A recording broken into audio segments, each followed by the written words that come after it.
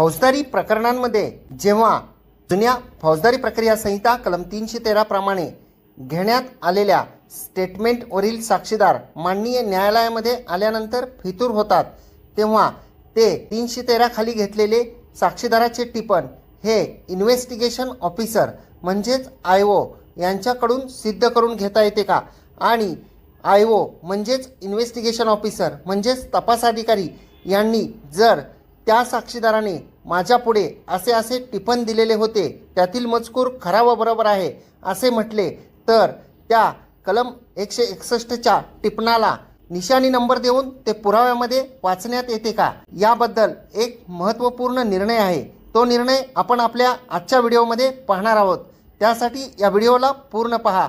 नमस्कार, मी आपला वकील मित्र ॲडव्होकेट कैलास नाईक.